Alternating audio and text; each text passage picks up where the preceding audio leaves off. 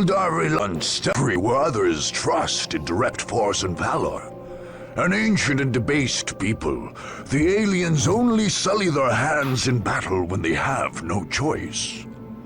When the Eldar's enemies at last tracked down their hidden base of operations in Tyria, the far-seer Taldir turned to a strategy of trickery.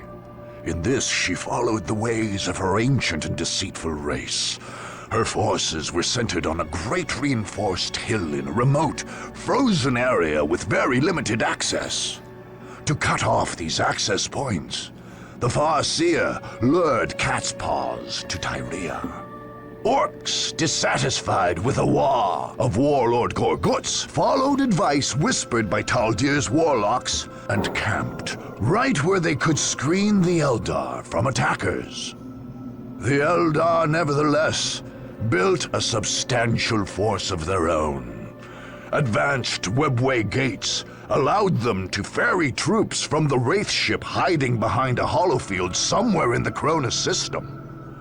But these same gates were the Eldar's great weakness. If attackers could take and hold them, Taldir would be cut off from reinforcements and any hope of escape. Alone and outnumbered, the Eldar would be caught in their own trap.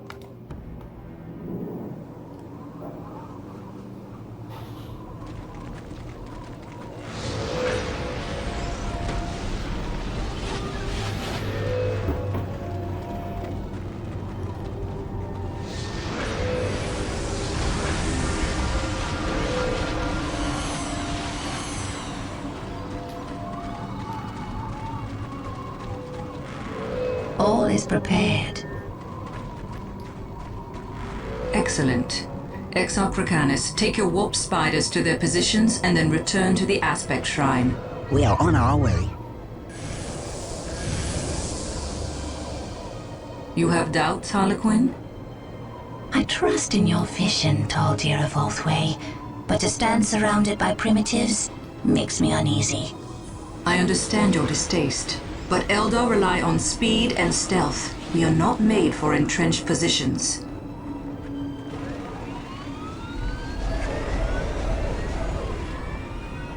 The Orcs, however, make for excellent tools. They will keep the supply roads closed and our true enemies weak. And if these attackers defeat the Orcs? I do not doubt they will overcome our Cat's Paws, but it will cost them. And in their weakened state, they will face the Wailing Doom itself. The Seer Council has named the young king. Exarch Crusade of the Warp Spider Shrine shall sacrifice himself to awaken our most powerful warrior, the Avatar of Cain. None shall escape my wrath.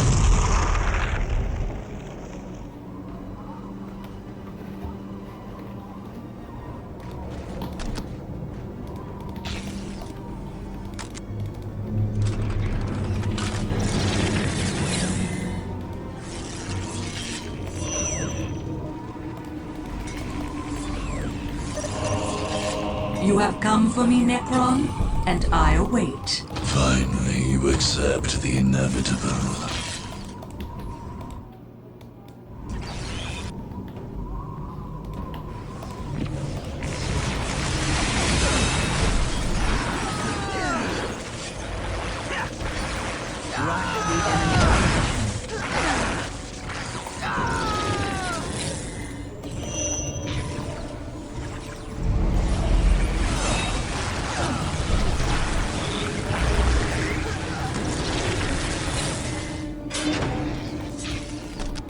The squiggles on them! No, leave them be! The squiggles ain't trained yet! I don't want to get stuck scraping bits of you after their feet! A fast strike in and out.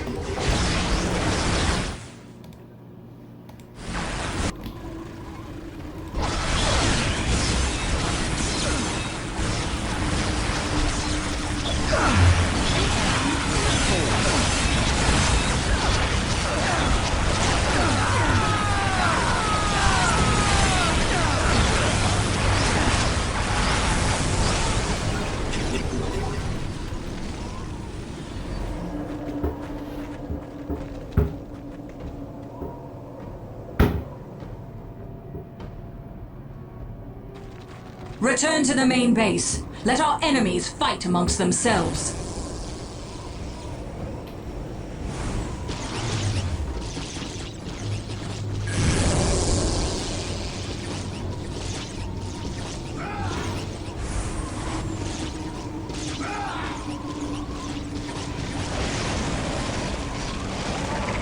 Get them! Get them all! A fast strike in and out.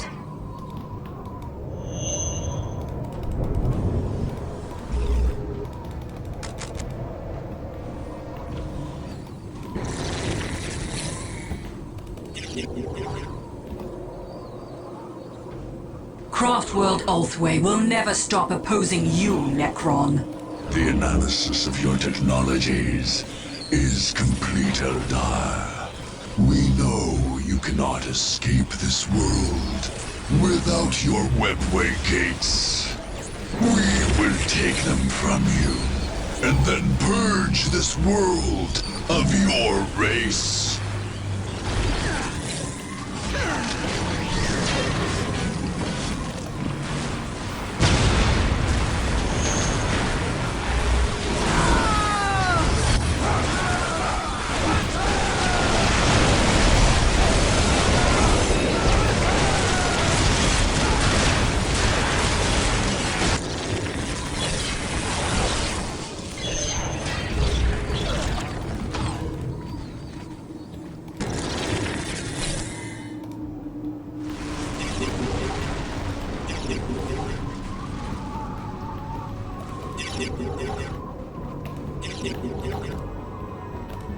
With the warp sorcerer defeated, more of us have risen from the caverns below, Eldar.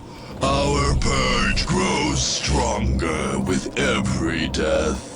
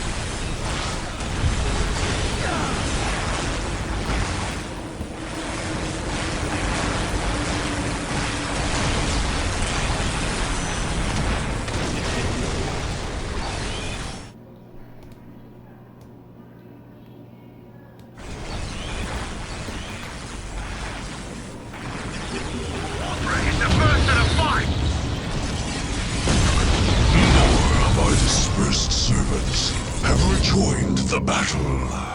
Gather together, that we may silence the Eldar at last.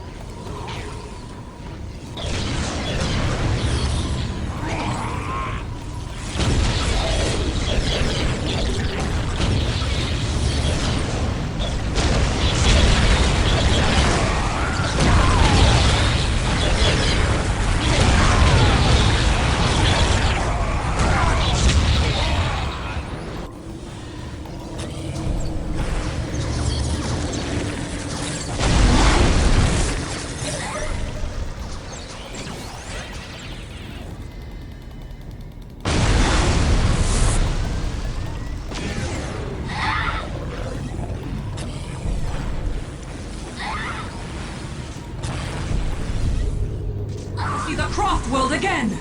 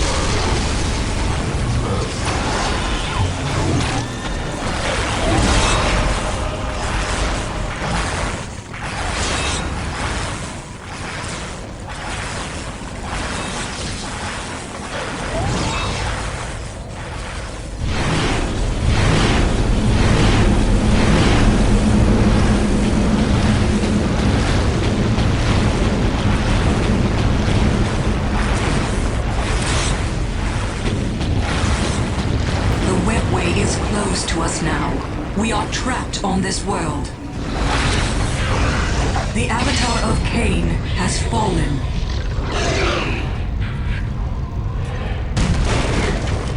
Go, all of you. Find what refuge you can in the wilderness of this world. Escape is still possible, Farseer. I do not deserve that title, Harlequin. My vision has failed us all.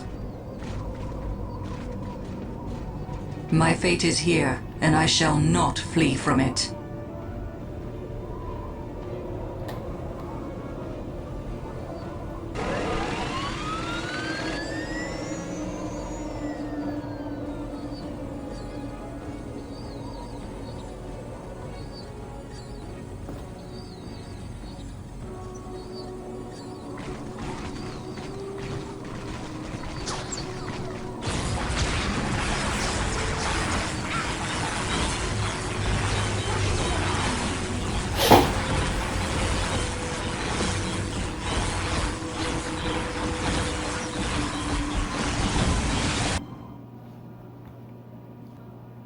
The Eldar had come to Kronus specifically to face the Necrons. And when the Deathless Army marched into Tyrea, they got their chance. For all the lauded foresight of their Farseer, however, the Eldar were unable to stem the Necron tide and fell under the power of their weapons. The dreams of Craftworld Ulthwé came crashing down under the metallic heel of their ancient enemies. The Necrons directed much of their energy to destroying the various Wraithbone structures left by the Eldar. This eldritch material is said to emanate directly from the warp, which seems to have offended the Deathless Warriors even more than the existence of life. The thin spires built by the Eldar collapsed as gas flares and alien blades cut them into their atomic components. Only when the works of Farseer Taldir were blasted to nothing did the Necron tide move on.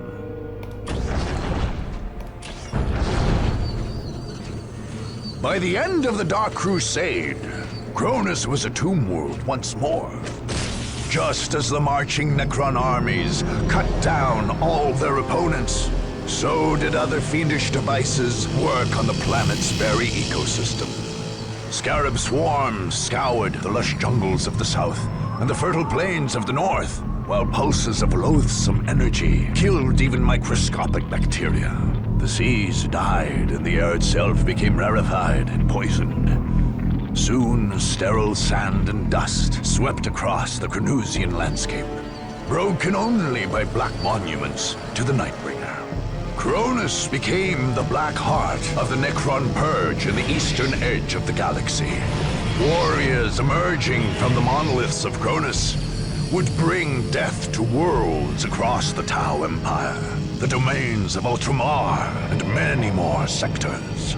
Imperial strike fleets, Tau battle formations, and Eldar raiding teams would all try to retake Kronus, only to fall before the huge crypt vessels protecting the Tomb World from orbit. Each heroic effort only added more deaths to the Nightbringer's tally.